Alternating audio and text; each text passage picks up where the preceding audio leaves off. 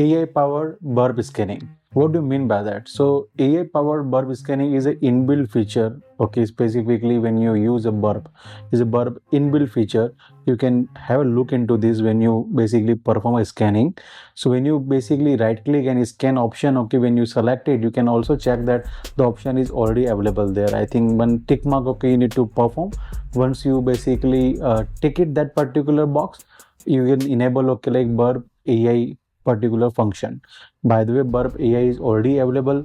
Using a burp AI, okay, like we can penetrate the application with the help of large language model. Okay, so burp AI already integrated, but what I'm talking about is a simple inbuilt feature is already there. Okay, you can simply use it and you can scan, okay, for application vulnerability. It have intelligent payload systems. So I'm going to record a video next week.